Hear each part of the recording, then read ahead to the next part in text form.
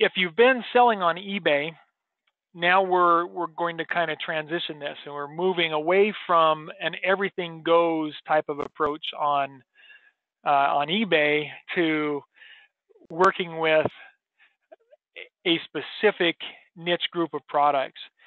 One of the things about eBay is you might see, we can scroll down the page here and look at this. It's showing a few of the items that I've looked at recently. So I did a search for vintage bowl, and so it's showing me some bowls here. I haven't searched for collective paperweights, but I think somebody that I'm teaching is selling this one, and so that might be why that's coming up. It's basically showing me things that I have looked at in all of the time I've been on eBay recently here.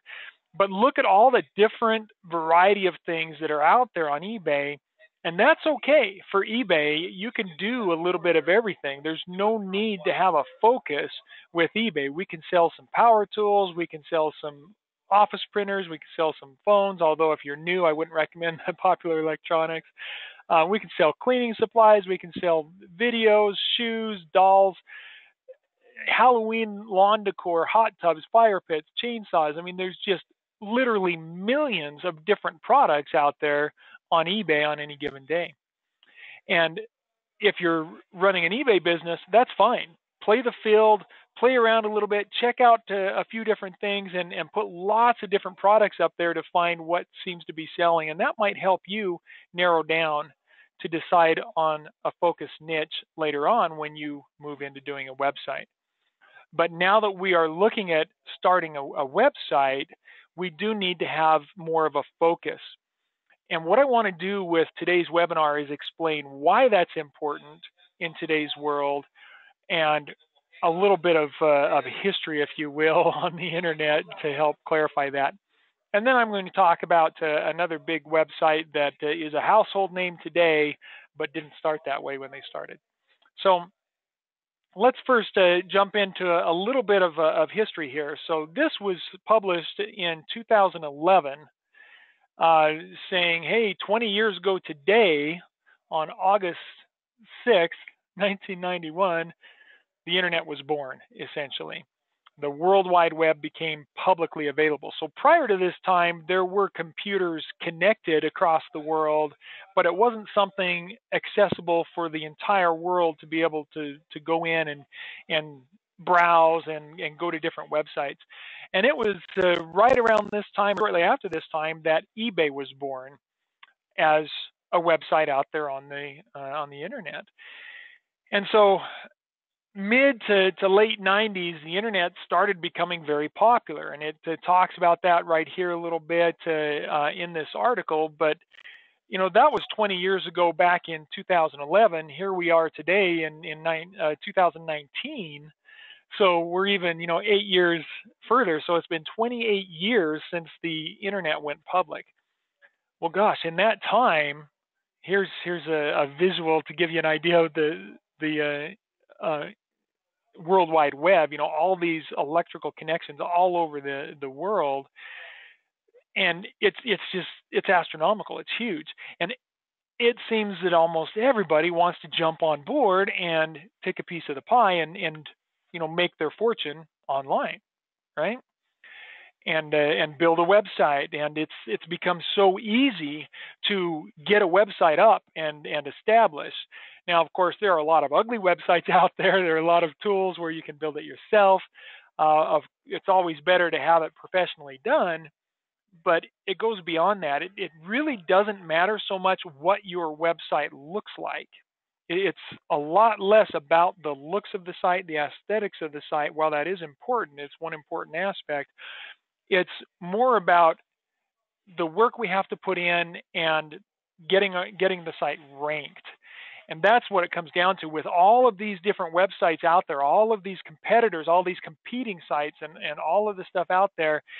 If we were to go out, for example, and try to sell some of the most popular things, if we pop back over here to eBay and look at this, if we were to try and sell electronics, iPhones, the newest electronic thing like you're seeing in this banner here, if we were to try and sell power tools or office supplies, printers, computers, those things are are so competitive, it's an extremely saturated market. And the more saturated it is, the more difficult it's going to be to get seen. Okay. So let's look at a few visuals there to help solidify this in your brain a little bit. And I'm just going to see if I can pull up a few pictures to sync this in. And so if we just do a search here for images, and let's look at some images here. So if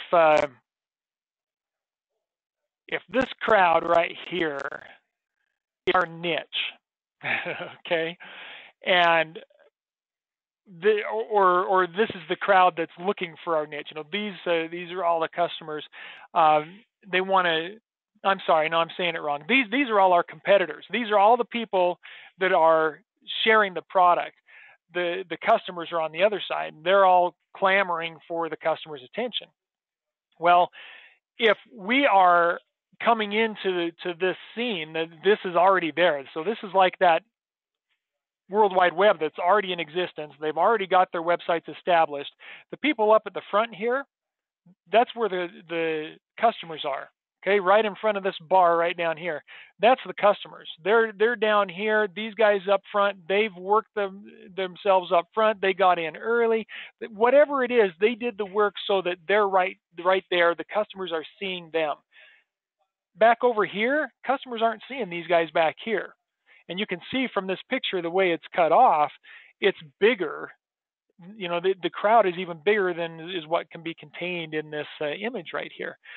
So when we come on the scenes, if we want to get into this same niche, we're way back here at the back of the crowd, and we've got to fight our way through that crowd essentially to get up here to where the customers can see us. So I hope that makes sense. It gives you a little bit of a visual. So what we want to do is find a niche that isn't a large crowd, but is more of a small crowd.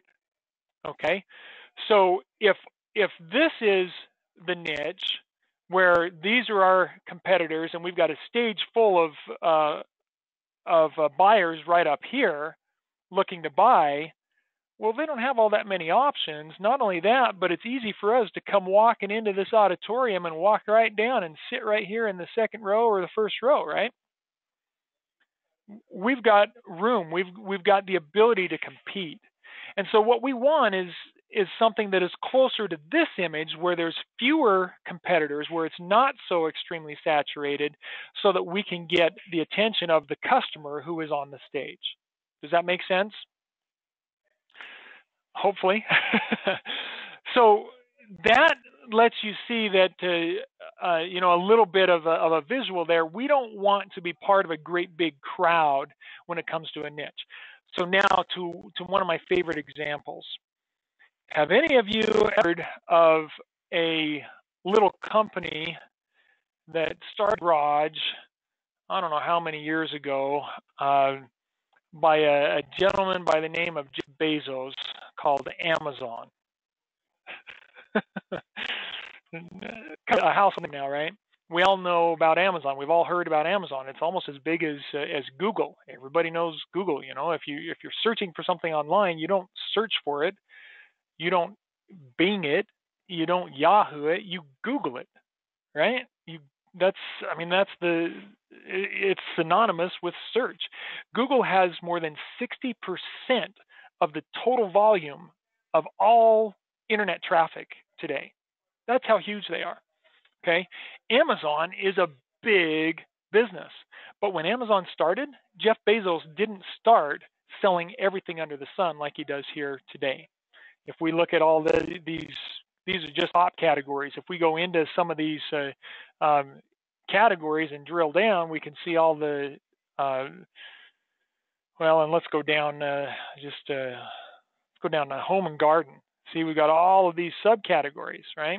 And subcategories. He didn't start like that. For the first 4 years that he was in business, he had the vision of wanting to be big, but for the first 4 years, he only sold books. That's all he did. Okay, he built Amazon into a monstrous bookstore He built it into a successful business with one product, one niche, only books. And that's all he did for 4 years. Now, this is a lesson to be learned because this was somebody who had money behind him. He had several $100,000 to get started with his business. So ask yourself, do you have that? Okay. He had experience. He already knew what it takes to build a business. He had the business experience. He was successful on Wall Street. So he had all of that experience already. So again, ask yourself a question. Do you have that experience? Okay. He had the money. He had the experience. What else does it take to make a business successful? It takes time. Well, guess what? He quit Wall Street. He was very successful on Wall Street, and he quit when he started Amazon. Borrowed several $100,000 from his parents, quit what he was doing on Wall Street, took all of that knowledge, money, and put all of his time. And when I say all of his time, Jeff Bezos doesn't say, well, I want to work 3 or 4 hours a day and build a business. No. When I say he put all of his time into it, he was doing 80 to 100 hours a week, if not more, building Amazon. So with all of that ability, all of that knowledge, all of that skill, he still focused on only one niche for 4 years before branching out. So the lesson to be learned here is if he, having all of that knowledge, experience, and skill set, understood the importance of focusing on a niche, if we're starting new, late in the game, and we don't have all of that, we don't have all that money, we don't have all that time, we don't have all that skill set and knowledge already, then we should probably at the very least, follow his lead and focus really tight when we get started. So I hope that kind of clarifies the importance of focusing on a niche when you get started with your business. Make sure that you find something that isn't a huge industry. So let's talk a little bit more about what is a niche. So I've I pulled up the top category here on Amazon of home, garden, and pets. That's not a niche. Home and garden itself is kind of an industry or two industries together, but that's not a niche in its own. Okay. If we scroll down, we've got garden and outdoor down here. So we could go into garden and outdoor, and that garden and outdoor is an industry. It's huge, right? As we look at the subcategories in here, we have plants, seeds, and bulbs, patio furniture, patio seating, canopies, gazebos, and pergolas. Now, these are more like individual niches. However, if we think about it and recognize, go back to the crowd image in our minds, this is a big crowd. This is probably a big crowd. This is probably a big crowd, maybe not as big as some. This one might not be quite as big a crowd. I would think the outdoor lighting is probably still a pretty big crowd. So some of these are still pretty big crowds. If we can narrow it down even to a subcategory, then we're going to come up with products that will work really well. And so we really want to drill it down. So we might go into this, and let's say you have an interest in gardening and planters. So we might go in here and say, oh, look at this. We've got even more specific stuff. We could do just grow bags, or just raised bed gardening, or just rail planters, or vertical and wall planters, right? We could do a focus on one of those areas. Now, vertical and wall planters is something that's intriguing in our current worldview and situation, because there are a lot of people that are moving into small apartments or tiny homes and stuff like that, where they still want to be able to do some gardening and stuff like this, but they need something that goes vertical, that can go up against a wall, inside or outside, whatever it is. They might need something that is more of a vertical thing if they're going to do that. And so I think this is something that's kind of up and coming, it's growing. And so that is a subcategory that we could focus on for our niche e-commerce website. Now, I'll give you another tip too. As we're looking here at Amazon, keep this in mind. When we start a niche website, I would actually recommend that you start by using Amazon as your supplier. One of the benefits that Amazon has gained over the years with their immense power and all of the money that they have created is the buying power. Amazon's prices, especially when you're actually buying things that are direct from Amazon, not just the third-party sellers, but things that Amazon themselves sell and fulfill, Amazon's prices are often as good or better than dropship wholesalers sometimes. And so there's a great opportunity here to begin a website and just start with Amazon, build your site, get it established, work on the marketing and ranking and get the site ranking.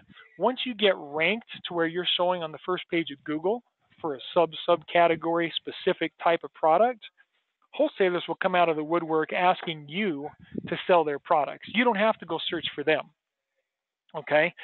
They will come to you.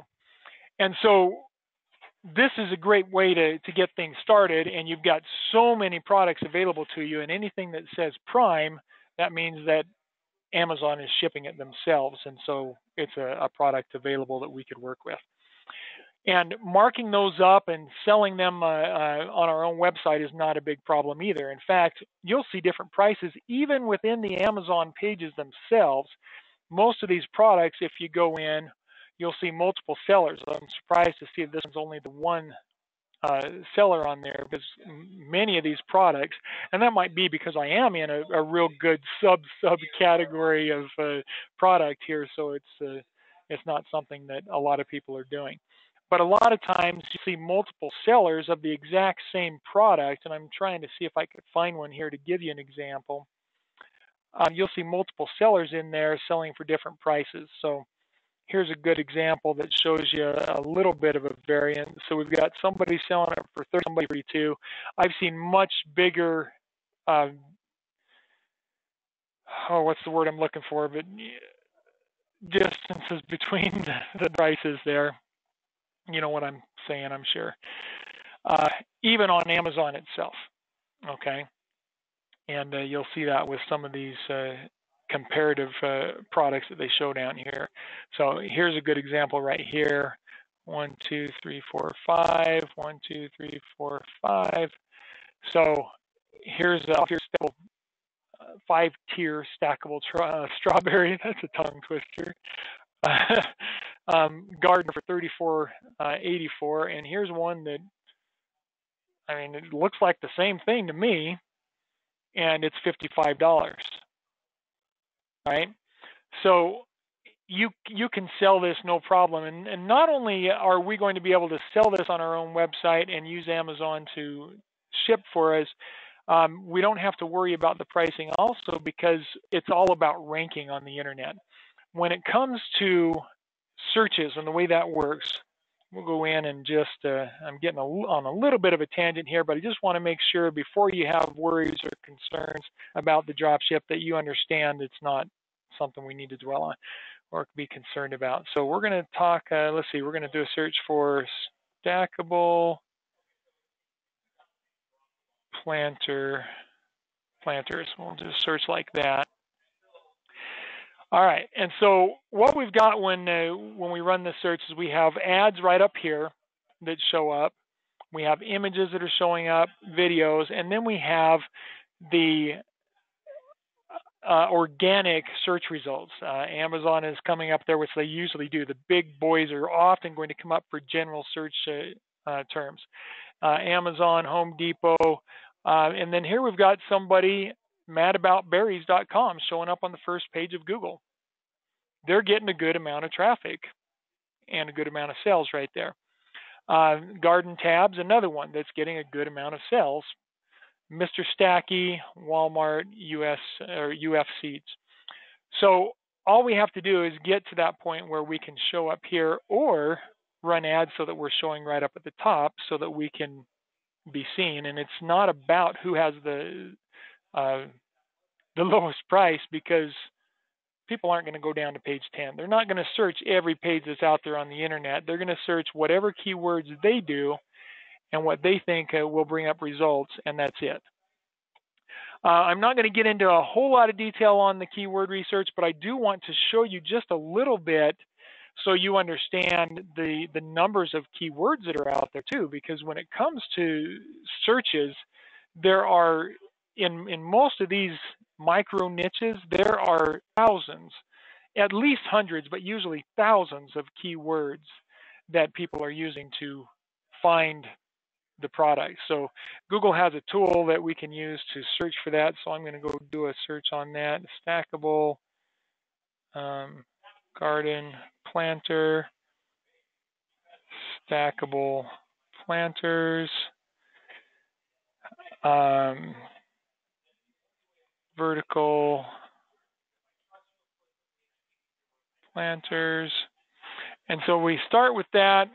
We put those seed phrases into Google, and then Google comes back with a list of ideas for us. And within this niche area, this general area, we have, of course, in the spring and summer, the bigger search volume, but 30 to 40. So the total, the blue is the total, the red is just mobile. Mobile's increasing a lot. So almost 50,000 searches per month. Okay, and even in December, we have 17,000 searches a month for this niche. So this is a niche that not everybody's doing. It doesn't have millions of searches every month, but there are a lot of different keywords. So look at all of these. We've got vertical plant stand, vertical wall planter, living wall planter, herb wall planter. These are all keywords that we could use for this type of product. And so we have all of those chances and opportunities to rank at the top of Google. And so we'll go after the lowest competition phrases that are relevant for our product so that we can get ranked at the top of Google for our micro niche. So that's really what we want to do, is have that micro niche. We want to be really focused on what we do and don't expand from it. We wouldn't go beyond the vertical gardening or the stacked gardens. We wouldn't go beyond that until we're ranking for it, until we're successful and we've broken into that industry as an authority. Usually it's going to take a year or two to really establish ourselves as an authority. Only then will we expand and grow into more options and more products that might be out there. Okay? So I hope that gives a good understanding of what a niche is, why it's important to focus on a niche. If there are any questions, I'm open to the questions. So shoot. Any questions on any of this?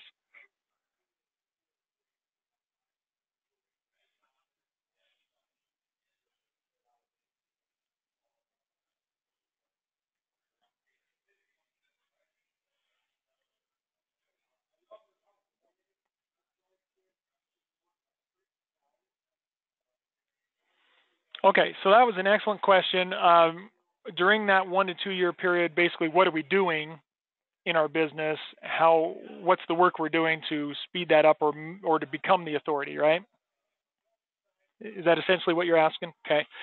So what we do is during that time, it's not a matter of waiting 1 year or 2 years before we see sales.